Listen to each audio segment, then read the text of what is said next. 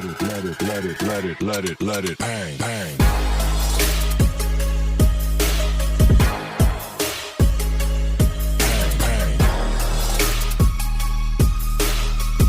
आज जो है हम एम करीम के चैप्टर नंबर 13 चैप्टर जो है magnetic field induction due to current in a circular coil, इसके 9 नंबर सवाल से देखेंगे। तो देखिए 9 नंबर सवाल मैं कर रहा हूँ।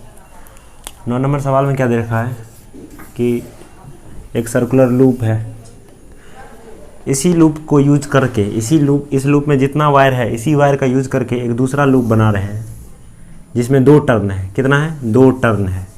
मतलब इसमें n बराबर 1 है तो इसमें n बराबर 2 है। तो बताइए, तो बताना है अगर इसके सेंटर पे मैग्नेटिक फील्ड B1 है और इसके सेंटर पे मैग्नेटिक फील्ड B2 है तो आपको बताना है फाइंड, सवाल में कह रहा है फाइंड B1 बट्टा B2। देखिए सबसे पहले मैं मान लेता हूँ इस लूप का रेडियस r है। क्या है? इस लूप का रेडियस r है। तो बताइए इस वायर का लंबाई कितना होगा? भाई लेंथ ऑफ वायर होगा 2 पाई r।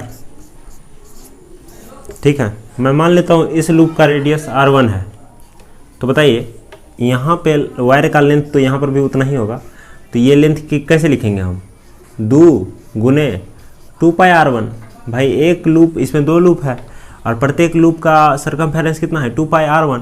तो 2 इंटू 2 पाई r1 यानी कि 4 पाई r1। यहाँ पर लेंथ क्या निकला? 4 पाई r1। तो बताइए ये दोनों लेंथ क्या होना चाहिए? बराबर। ये दोनों लेंथ अगर बराबर है तो इसका मतलब क्या कर सकते हैं हम? 2 पाई r बराबर होना चाहिए 4 पाई r1 के। तो यहाँ पे पाई से पाई कट गया, 4 से 2 कट गया, तो यहाँ से जो आया वो आया r बराबर 2r1। इसका मतलब क्या हो गया? r1 बराबर r/2, r1 बराबर r/2। अब मैं यहाँ पर r1 नहीं लिख के क्या लिख सकता हूँ? r/2। अब बताइए b1 कैसे लिखिएगा? b1 जो है कैसे लिखिएगा? देखिए b1 कैसे लिखिएगा। अब मैं जो हूँ एक बार इसको मिटा रहा हूँ जहाँ पर जगह बनाने के लिए। तो यहाँ पर पता चल गया हमको कि ये r1 है, ये r है, तो ये r/2 है। अब देखिए b1 क्या होगा? b1 बराबर होगा mu naught n i by 2r। अच्छा, इस लूप में भी I करंट बह रहा है और इसमें भी I करंट बह रहा है। तो देखिए म्यू नॉट n की जगह पर 1, I की जगह पर I, 2 की जगह पर 2 और R की जगह पर कितना लिखिएगा? R। ये है B1। और B2 इसी तरह से क्या लिखिएगा? म्यू नॉट n की जगह पर 2, I की जगह पर I और 2 की जगह पर 2 और फिर R की जगह पर R/2। तो ये क्या हो जाएगा? देखिए 4 म्यू नॉट I/2R। ठीक है, ये इतना हो जाएगा। तो B1 की जगह पर रखिए B1 का वैल्यू, ये क्या है? Mu naught I/2R। ये B1 है, तो B1 यहाँ पर रखिए म्यू नॉट I/2R। और यहाँ पर देखिए B2 का वैल्यू रखिए 4 म्यू नॉट I/2R। तो इससे ये कटा तो क्या आ गया? 1/4। तो आंसर में 4/1 दिया हुआ है। इसका मतलब क्या? B2 बट्टा B1 निकालना है। तो कोई दिक्कत नहीं है, ये सवाल हो गया। अब जो है देखिए मैं क्वेश्चन नंबर 10 सॉल्व कर रहा हूँ। इसमें क्या है, एक वायर है, उसको पहले एक टर्न बना करके टर्न किए हैं। अब इसी वायर को क्या किए, एक दूसरा लूप में चेंज किए। इस लूप में टर्न का संख्या कितना कर दिए? n बराबर 3 कर दिए। तो देखिए पिछला सवाल में क्या था? n को 2 कर दिए। तो अगर रेडियस r था, r लिए थे, तो इसका रेडियस क्या आ गया था? r/2 जब n 2 था। इसी तरह से जब n 3 हो गया तो r से क्या हो जाएगा? चेंज होकर रेडियस r/3 हो जाएगा। तो अगर यहाँ पर मैग्नेटिक फील्ड B1 है और यहाँ पर B2 है तो इसमें भी जो है B2 बट्टा B1 पूछ रहा है। ठीक है, तो देखिए मैं इस B1 को क्या लिखूंगा? म्यू नॉट n की जगह पर कितना रखूंगा? 1।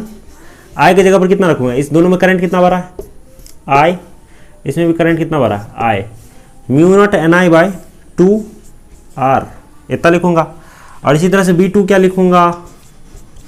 Mu naught Ni/2। R की जगह पर क्या लिखूंगा? R/3। तो ये हो जाएगा 9 म्यू नॉट I/2R।